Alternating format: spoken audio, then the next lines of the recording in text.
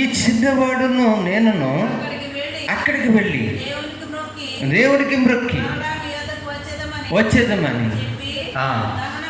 దహన బలికి ఇస్సాకు మీద పెట్టి వారిద్దరు కూడి వెళ్ళుచుండగా ఇస్సాకు తండ్రి అబ్రహాముతో ఆ తండ్రి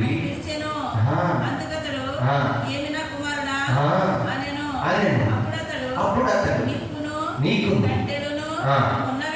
ఉన్నవి గాని దహన బలికి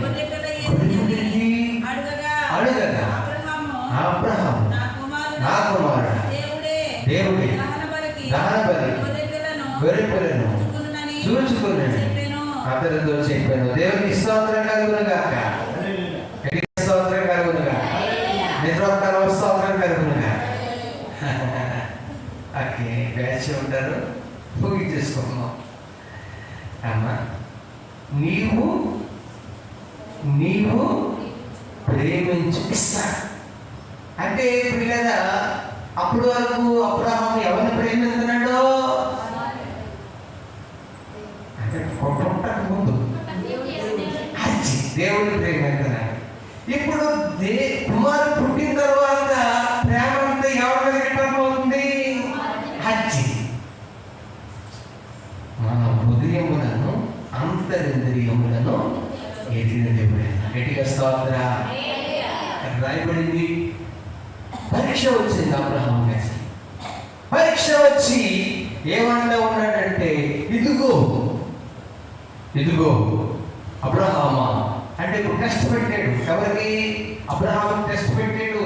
టెస్ట్లో పాస్ అవుతాడా లేదా అని టెస్ట్ పెడితే ఒకే మాట అన్నాడు. ఏ మాట అన్నాడంటే, ఇదిగో నీవు ప్రేమించేస్తాడు, తీసుకెళ్ళిపోయి నేను ఒక పర్వతం చూపెడతాను, ఆ పర్వతం మీద నీవు దాని వల్ల అనిపించాయి అబ్రహామా అన్నాడు. వెంటనే తెల్లవారుజామునే గాడిదకు గంత కట్టి తన కుమారునికి ఇచ్చుకొని పర్వత తీసుకొని అదే పోయాడు.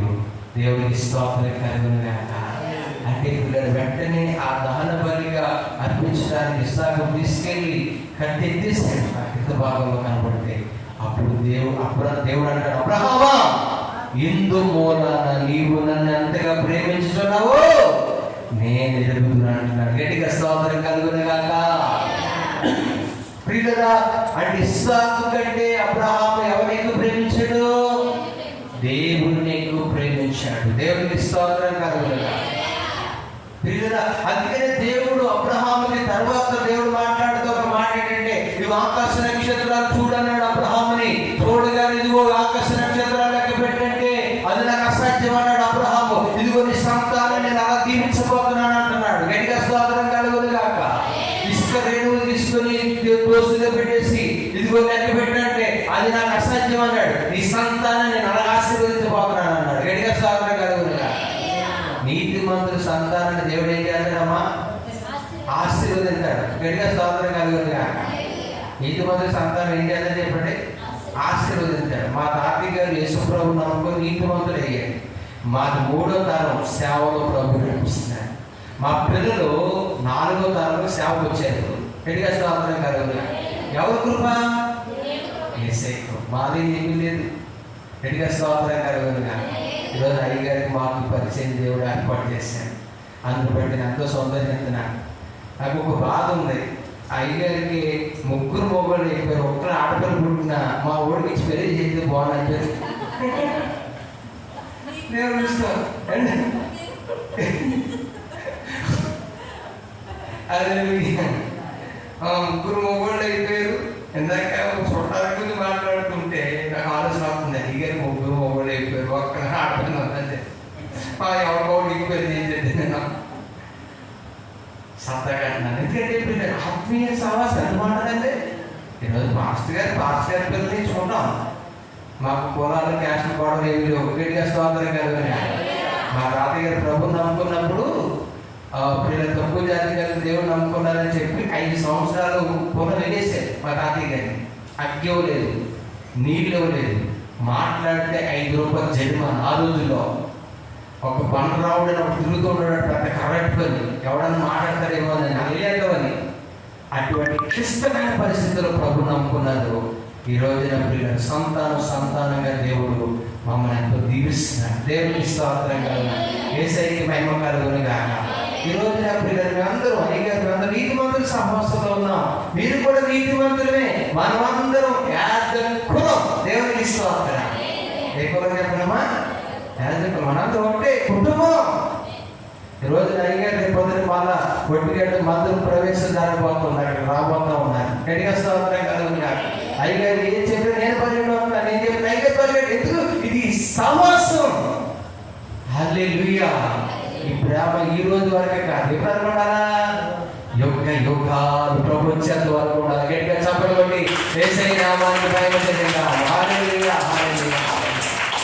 ఈ ప్రేమ చాలా విలువైంది. నేను అంటాను, సేవకులుగా మాకు శారీరకంగా పుట్టిన పిల్లల కంటే ఆత్మీయమైన పిల్లలే మాకు చాలా ముఖ్యంగా మేము ఆలోచిస్తూ ఉంటాం.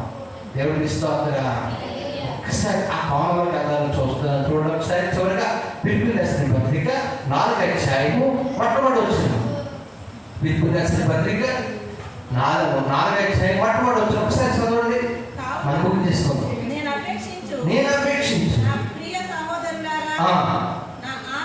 నా ఆనందమును నా కిరీటమునై ఉన్న ప్రియులారా, మీ ప్రభునందు స్థిరులై ఉండండి, ఏక మనసు గలవారై ఉండుడని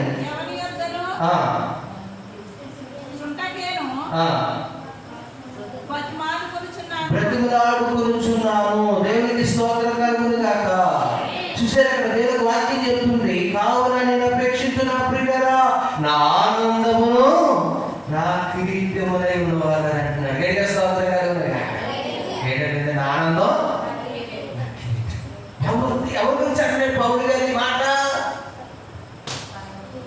సగం వస్తాయి. కిరీటం ఎప్పుడు కూడా కింద ఉంటుంది, పైన ఉంటుందండి, నెత్తి మీద ఉంటుందమ్మా. గట్టిగా స్తోత్రం కలుగును గాక. ఈరోజు నా సేవకుడికి సంఘం ఎప్పుడు కూడా నెత్తి మీద ఉంటుంది. గట్టిగా స్తోత్రం కలుగును గాక. నెత్తి పైన దేవుడు ఉంటే తర్వాత సంఘం.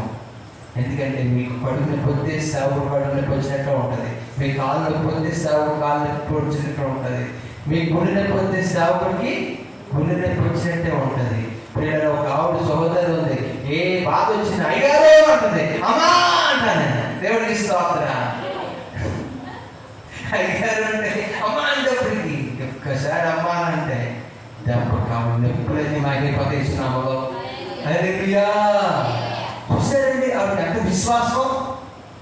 అందుకనే పిల్లలు అక్కడ దేవుడు పౌలు గారు చెప్తారు మాట అంటే, మీరే నా ఆనందమును నా కిరీటమే అంటాడు. గట్టిగా స్తోత్రం. అక్కడ ఆ పిల్లల ఒక రక్షించుకున్న కుమారుడు ఉన్నాడు అక్కడ. అదే పిలిపి పత్రిక చూడండి, ఆయన రక్షించుకున్న కుమారుడు ఉన్నాడు.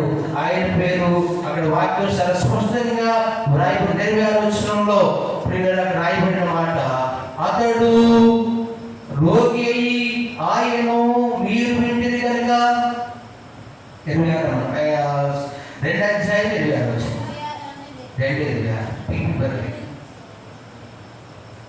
అతడు రోగి అయినని మీరు వింటిరి కనుక అతడు మిమ్మల్నందరినీ అపేక్షిస్తున్నాడు.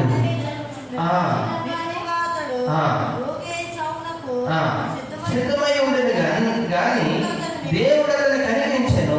అతన్ని మాత్రమే కాక నాకు దుఃఖం మీద దుఃఖము కలగకుండుటకై నన్ను కనికరించెను. దేవునికి స్తోత్రం కలుగును గాక. అతడు కూడా ఏమన్నా సరిపోతే నాకు దుఃఖం మీద దుఃఖం, ఏడుపు మీద ఏడుపొచ్చును. ఆయన్ని చచ్చిపోవడం ఆయన కనికరం కాదు బాబోయ్.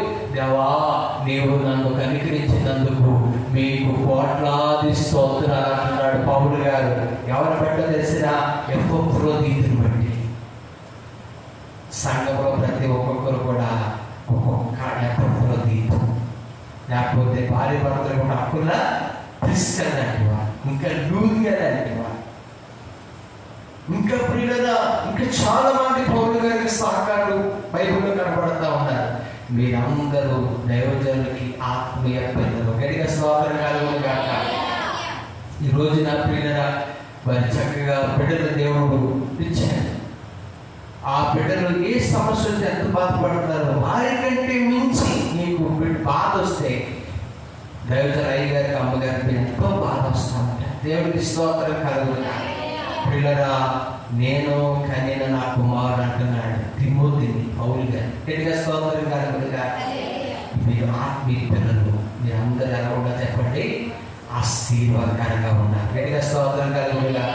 మీ చేతి పనులన్నీ దీవించబడును గాక, మీ ఉద్యోగంలో దీవించబడును గాక, మీ వ్యాపారంలో దీవించబడును గాక, మీ జీవితంలో అద్భుతాలు జరుగును గాక. హల్లెలూయా. ఈ రోజున ఆత్మీయ బిడ్డలు స్థాయిలో ఉంటే దేవుని సేవకుడికి ఎలా ఉంటే చెప్పండి? ఆనందంగా ఉంటుంది. గట్టిగా స్తోత్రం కలుగుతుంది. ఈ రోజున ప్రియులరా మరి అయ్యగారికి అమ్మగారు ముగ్గురు బిడ్డలు ఎంతో, మీరు అంతకంటే ఎక్కువ. గట్టిగా స్తోత్రం కలుగుతుంది. హల్లెలూయా. అందుకే ఏ క్షణంలో మీకు ఏదేమైనా అయ్యగారు వెంటనే హాస్పిటల్కి ఎక్కడికంటే పరిగెడతారు. ఎవరి కోసం? మీకోసం. రాత్రి పగలు రే జాములు చూడరు. అంతకొచ్చేది ఎంతకొచ్చేది నేను బయట అనుకోరు. ఎంతైనా నా బిడ్డలు బాగుండాలి. దేవుడికి స్తోత్ర. చెప్పు చదివించేది మీకు మర్చిపోకూడదు. జ్ఞానము కలిగిన చెప్పాలి మన బోధవాక్యం. గట్టిగా స్తోత్ర. అతడు పుట్టినందున అనేకులకి సంతోషం. గట్టిగా స్తోత్ర. మీరు ఆత్మీయంగా పుట్టిన పిల్లలు, మీ ద్వారా దేవుడికి సంతోషం రావాలి. దైవజనులు కూడా ఎలా కలగాలి చెప్పండమ్మా? గొప్ప సంతోషం. గట్టిగా స్తోత్రం కలుగునుగా. మదర్ తెరీసా పుట్టింది, దేశానికి సంతోషమే కదా. గాంధీ మహాత్ముడు పుట్టాడు, దేశానికి సంతోషమే కదా. ఇంకా పిల్లలు సీతారామరాజు ఇంకా గొప్ప గొప్ప నాయకులు ఉన్నారు. వాళ్ళందరూ పుట్టడం ద్వారా దేశానికి మేలే కదా. ఈ రోజున మనం కూడా సంతోషకరమైన బిడ్డలుగా దేవునికి దైవజనుడికి మారుదుముగాక. హల్లెలూయా. అతని క్షేమాన్ని చూసి దేవుడు ఏం చేస్తాడు చెప్పండి? దేవుని సేవకుల కుటుంబాన్ని క్షేమాన్ని చూసి ఏం చేస్తాడైనా? ఆనందించే దేవుడైనా. గట్టిగా స్తోత్రం కలుగుతుంది కాక. కాబట్టి ఇంకా చాలా విషయాలు ఉన్నాయి. ఇక్కడ నేను ముగిస్తా ఉన్నాను.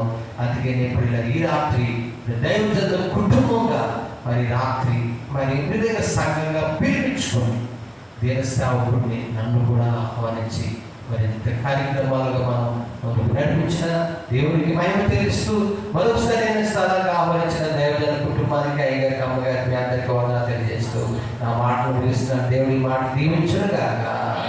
ఆమేన్.